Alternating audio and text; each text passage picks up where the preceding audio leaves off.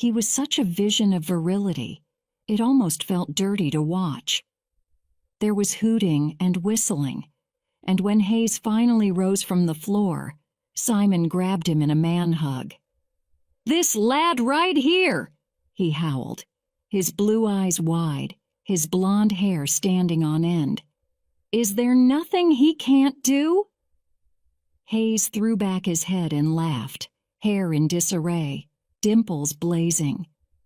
"Nothing," he beamed. But at that moment his eyes caught mine, and the charge was so strong I had to look away. We left shortly after the worm-off, when a lithe, questionably legal brunette had situated herself atop Liam's lap, and Rory's lips were on the neck of the swimsuit model in the corner, and at least half a dozen of the crew had slipped out and then reappeared glassy-eyed. I figured it might be a good time to get the girls out of there. The Vanity Fair writer was long gone. "We've had such a lovely time. Thank you for inviting us." We had congregated by the door, Rose wilting, Isabel yawning, George's hair growing to impressive proportions. "I can't convince you all to stay longer?" "It's late and we're flying out in the morning." "You could change your flight." I could feel my eyes narrowing, some involuntary tic I must have picked up from my mother. "Right, okay, so that wouldn't be a good idea," he backpedaled. "Probably not." This was the best night ever." "Brilliant. Epic," the girls all said at once. "Glad you had fun." Hayes smiled. "We'll do it again sometime, yeah?" There was unanimous agreement from my entourage. "So, It was he who was stalling, eyes searching, fingers running through his poofy hair. "What did you say the name of your gallery was? You know, should I ever be in California and desire some contemporary art?" "Marchand Raphael," I smiled. "Marchand Raphael," he repeated. "And you would be—" "She's the Marchand," Georgia volunteered. "Solène Marchand." His smile widened. His teeth were decidedly un-English. Big, straight, white. Someone had spent good money on those teeth. "Till next time, then?" I nodded, but the seed had been planted. If I hadn't had the girls, and then completely aware of what I was suggesting, and with surprisingly little hesitation, I laid the bait. There's always a next time. He called. 5 days after Vegas, there was a message on my voicemail at the gallery. His voice, elegantly raspy with that darling British lilt. "Hello, Solène. This is Hayes Campbell. I'm in Los Angeles just for a few days. Was wondering if you'd be up for grabbing a bite." I must have listened to it 5 times. Hayes Campbell, on my voicemail. For all his coy and calculated charm in Vegas, I was genuinely taken aback. I did not expect the follow-through. And what had passed as harmless flirtation in the underbelly of the Mandalay Bay seemed suddenly lurid in the Southern California light. Grabbing a bite. With a 20-year-old. From a boy band. Under what circumstance might that ever be construed as acceptable? I tried to push it to the back of my head and get on with my work. But it remained there all day. Subtle, enticing, like the last piece of chocolate in the box put away for safekeeping. A little gift I was holding on to for myself. I didn't even share it with Lulit. And with her, I shared quite a bit. We'd met 15 years earlier in New York at Sotheby's exclusive training program. Lulit stood out to me in a class of exceptional people. Sylph-like brown limbs, lyrical Ethiopian accent, a love for Romer Bearden. I adored the way she used her arms when she talked, about art in particular. Basquiat is so angry. The teeth never fit in the mouth. Dead sheep in a box isn't art. Add some bread, it's dinner. She'd only just received her BA from Yale, and I had already completed my master's when we met. But we shared a sensibility for contemporary art and the desire to be a part of something thrilling and unexpected. We found it in LA's burgeoning art scene. It was Lulit who'd come up with the idea of only representing female artists and artists of color. She'd spent 3 years in Sotheby's contemporary art department following our program. I'd done a year at the Gladstone Gallery before Daniel and I moved to LA. We'd been married all of 5 months before I got pregnant with Isabel and surrendered everything that had made me me. When Lulit arrived on the West Coast, spirited and ready to change the art world, I allowed myself to be swept up in her zeal. Marriage and motherhood had started to deaden mine. "Let's shake things up a little, yes?" she'd exclaimed over sushi at Sasabune. "You know, white men are so overrated." At the time, I was spending my days tending to a willful 20-month-old while Daniel was out billing 2,800 hours. I was inclined to agree. Within a year, Marchand Raphael was born. The day that Hayes Campbell left a message on my voicemail, we sold the final piece of our current show. Argentinian-born artist Pilar Ancorena was known for her arresting mixed-media collages, contemplative works in vibrant colors, always offering some commentary on race or class or privilege. Not for those seeking tame, pretty pictures, but catnip for the advanced collector.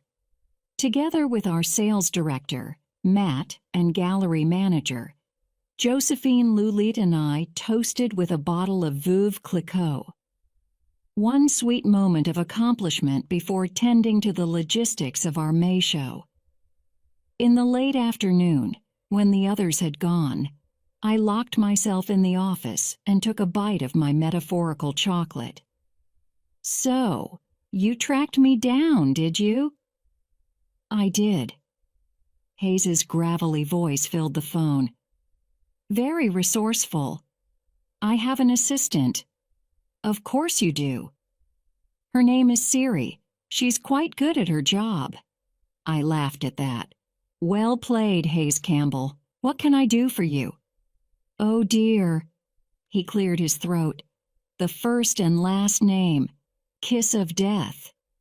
"How so?" "Far too formal." "What would you like me to call you?"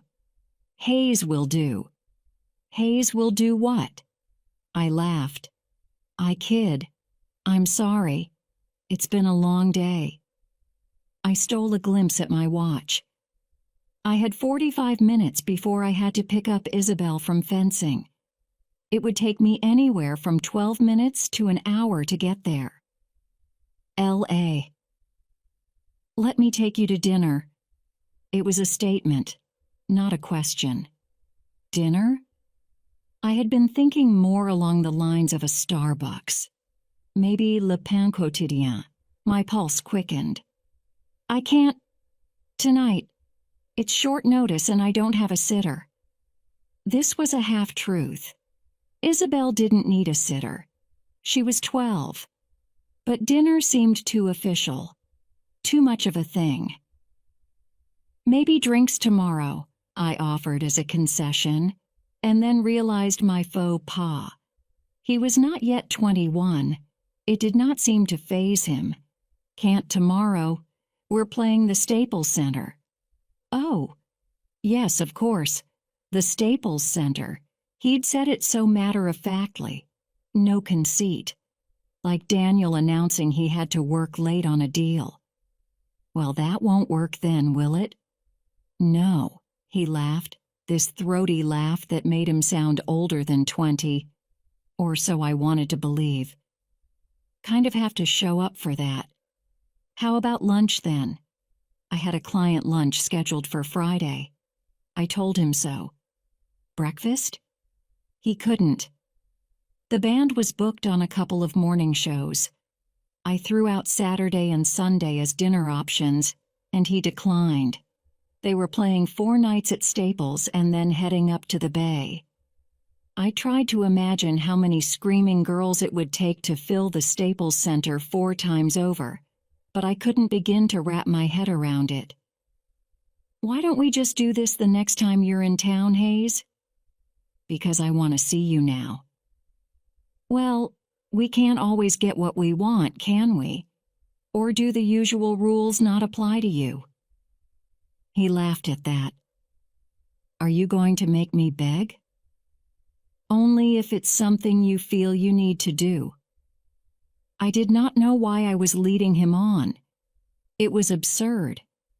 Perhaps if I'd been a bolder person, if I hadn't cared what people thought of me, I could have entertained the idea of a fling with a 20-year-old boy bander. But I wasn't, and I did, and so maybe the thrill was in just knowing that I could. We would have lunch and be done with it. The line was quiet, but something told me I still had him. "All right," he said, "I'm begging. Lunch. Tomorrow, please." I glanced at my watch again. I was going to be late for Isabel. It would not be the first time. She'd be waiting for me in the gym, amidst the clinking of metal and the whir of the fans, and the high-pitched hum of the scoring machine. The coaches yelling in Russian. My little bird in that foreign space. She was surprisingly okay with it. And to me, she never looked more graceful than when she was competing. Controlled, powerful, elegant. "Fine. Lunch tomorrow," I agreed. "I'll move around my schedule." Canceling a client lunch was irresponsible, but I attempted to rationalize it. The client was an old friend of Daniel's from Princeton. He wasn't going anywhere. Plus, I had the satisfaction of having just sold out a show. So what if I played hooky for an afternoon? "Yes." Hayes made some little cheering sound, and I imagined his smile at the other end of the line, dimples and all. "Let's do the Hotel Bel Air, shall we? 12:30. I'll handle the reservation." Of course he would pick someplace fancy and terribly romantic. Grab a bite, indeed. "Hayes," I said before he hung up the phone, "this is just lunch." He paused for a moment, and I wondered if he'd heard me. Solène. What else would it be? He was there when I arrived, tucked away in one of those recessed alcoves against the far side of the restaurant's terrace, backed by a wall of glass and a view of the gardens. I expected him to be late, strolling in, all bewitching smile and rock star swagger. But he was punctual, early even, and the sight of him sitting there, in a gray and white print button-down, was that a Liberty floral? And tidy hair, told me he'd made an effort. He was poring over the menu and spinning his Ray-Ban Wayfarers between his thumb and forefinger when we approached. The maitre d' had taken one look at me and, with Ms. Marchand, I presume, escorted me to my unlikely date. Oh, to have captured the expression on Hayes's face when he glanced up to find me, like Christmas morning. Joy, surprise, promise, and disbelief rolled into a singular moment, his blue-green eyes brightening and wide mouth giving way to a dazzling smile. "You came," he said, standing to greet me. He seemed even taller in the daylight. 6'2", I guessed. Maybe 3. "Did you think I wouldn't show?" "I thought there was a chance." I laughed, leaning in to graze his cheek. An art world air kiss, relatively low on the intimacy level. "I don't imagine you're the kind of guy who gets stood up often." "I'm not the kind of guy who begs for dates either." There's a first for everything." He smiled, stepping aside and allowing me access to the booth. "This is okay, I hope." It wasn't until after I made the call that I realized I had no idea where Culver City was and whether I was asking you to trek from the other side of the world to meet me. Turns out nothing is close in LA. That's true. But no, it's fine. Okay, good. Because it's a beautiful space. Feels like being on holiday, he said, looking out over the terrace bathed in its perfect California light. Potted fruit trees and palms, white tablecloths adorned with purple dendrobium orchids, boughs of fuchsia, bougainvillea spilling in through the slats in the roof. Yes, it's enchanting. It's the Rockwell Group. Pardon? Rockwell Group. They did the redesign of Wolfgang's restaurant. Lovely flow of indoor and outdoor spaces. Won a bunch of awards.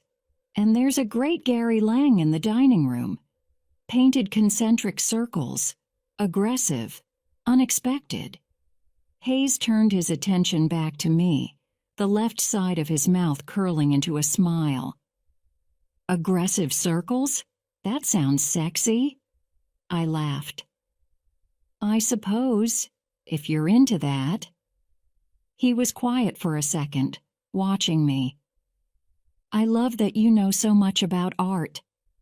Oh, little boy, I wanted to say, if I could show you the things I know.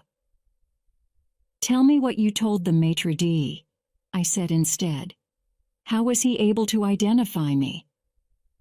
Hayes opened and closed his mouth a couple of times before shaking his head in laughter. You're tough. Tell me. I told him. He spoke softly, slowly, leaning into me. I told him I was meeting a friend, and that she had dark hair and haunting eyes and would probably be dressed very well. That she looked like a classic movie star, and that she had a great mouth. I sat there, still. Is that figurative or literal? The mouth? Yeah, both. He was so close to me then I could smell the scent on his skin, some sort of sandalwood or cedar, and lime. It threw me. The way he looked at me threw me. This was not the plan. Not that I had one, really, but it certainly wasn't to be turned inside out by this boy 5 minutes into our date. We hadn't even ordered drinks. What are you thinking? He smiled that disarming smile. I want to know what your intentions are, Hayes Campbell. What are your intentions? Did you come here to sell me art? Maybe. He said, without breaking eye contact. Well, I came to buy whatever you're selling. In that moment, it didn't matter how old he was or how many fans he'd amassed. In that moment, he had me. And I realized that just knowing that I could have a fling was not going to be enough. He nodded then, as if sealing some unspoken pact, and turned his attention back toward the dining room, waving his hand in the air. Shall we order? How's Isabel? He asked once the waiter had departed. She's fine. Thank you.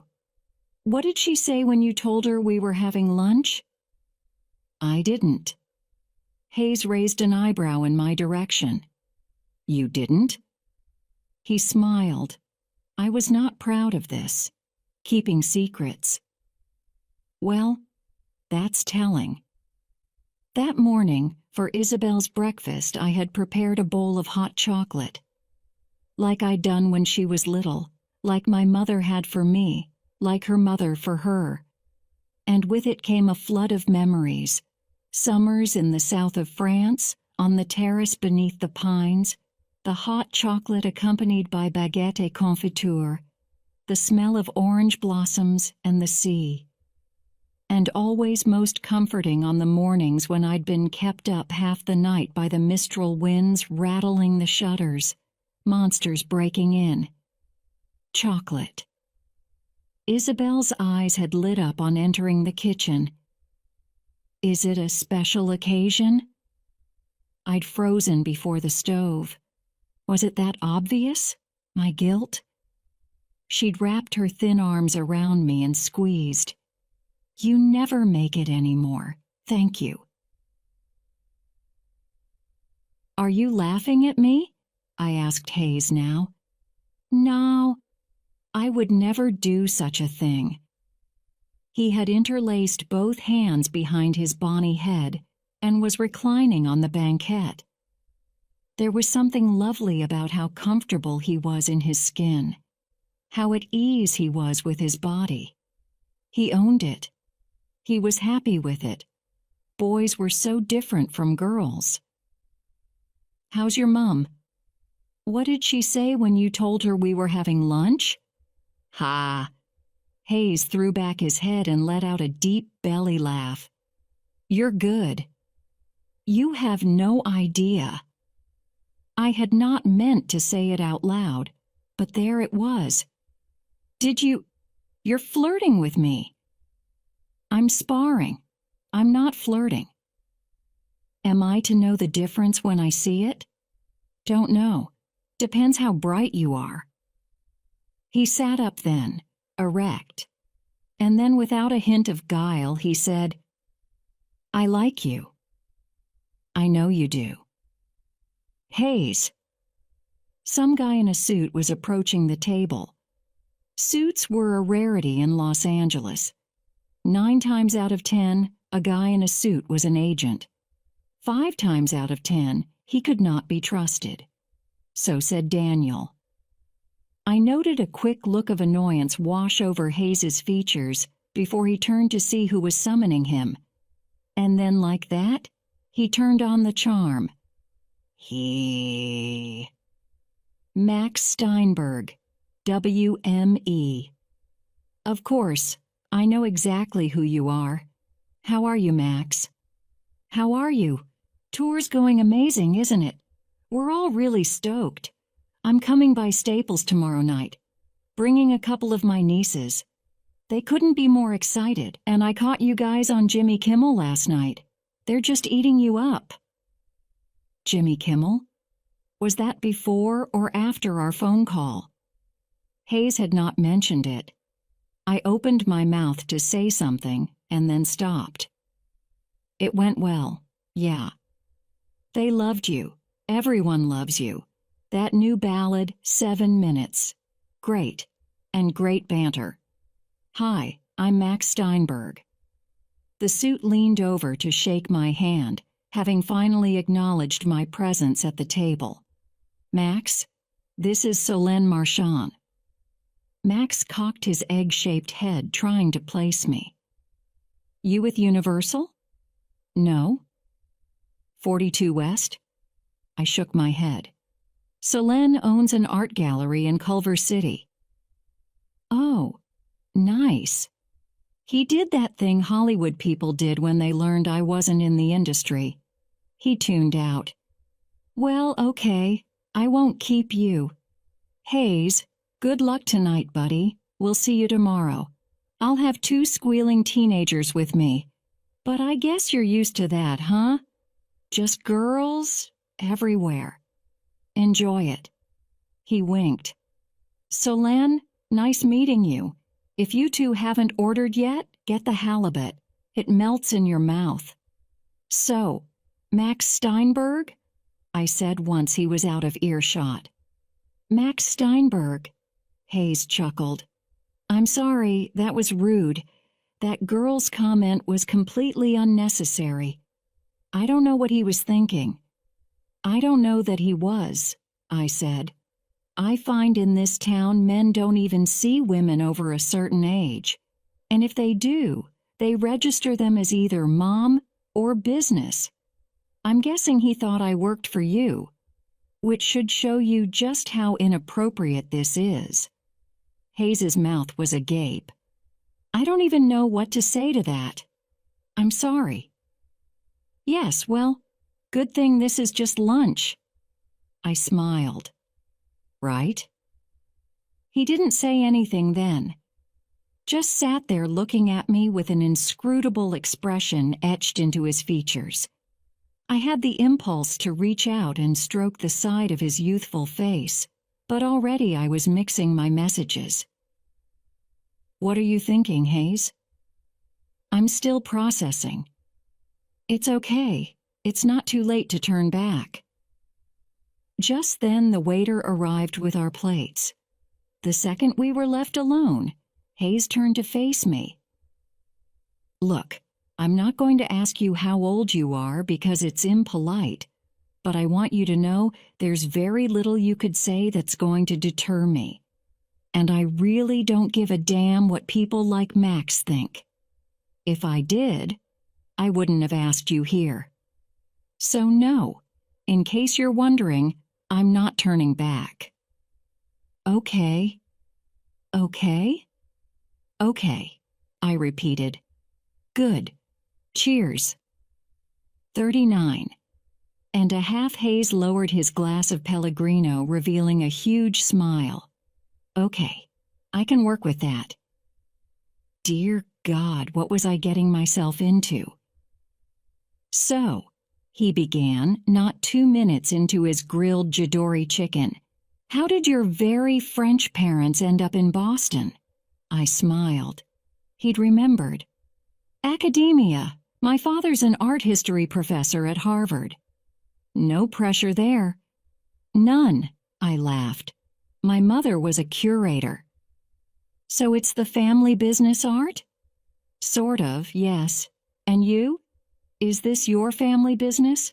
Was your dad a Beatle? A Rolling Stone, actually. Hayes laughed, the corners of his eyes crinkling. No, nothing could be further off the mark.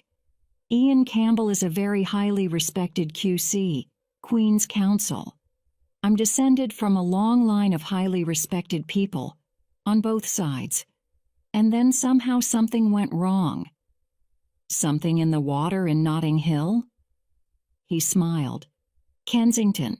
Close. Yes, perhaps. I came out singing and writing songs. They were not amused. He shifted then, and his leg rubbed up against my bare knee. Casual, but there was no mistaking it. For a moment he left it there, and then just as casually he drew it away. Did you attend Harvard? I went to Brown, and then Columbia for a master's in arts administration. Did that piss the professor off? A bit. I smiled. Not as much as blowing off Cambridge to start a boy band, I bet. I laughed. Is that what you did? Did someone put you together? I put us together, thank you very much. Seriously? Seriously. Does that impress you? I'm going to print up some calling cards. Hayes, I put the band together. Campbell. I laughed, setting down my fork and knife. So how did you manage that exactly? I went to Westminster, which is this pretty posh school in London, where half your year ends up going to Oxford or Cambridge. And instead of that route, I decided to convince a couple of mates who I'd sung with there to join me in forming a group. We were initially supposed to be more of a pop band, but we kept losing our drummer, and Simon's bass sucks, and we all wanted to sing lead. He laughed. So it was quite a bit of an interesting start, but we were lucky. We were really, really, truly lucky. His eyes were dancing. He was so comfortable, animated, happy. Is that all stuff I can find online? Probably. Yes. I returned to my omelet. Tell me something I can't find online. He smiled then, leaning back in his seat. You want to know all my secrets, do you? Just the big ones. The big ones? Okay. He was fingering his lower lip. I assumed it was an unconscious habit, but it worked wonders in drawing attention to his ripe mouth. I lost my virginity to my best friend's sister when I was 14. She was 19 at the time. Whoa. It was both horrifying and impressive. What did you look like at 14? Kinda like this, but shorter. I'd just gotten my braces off. He laughed. So, instant swagger. 14 is so young. I was doing my best not to picture Isabel. 14 was around the corner. I know, it was naughty. I was naughty. She was naughty. 19? I assume that's not legal in England? Yes.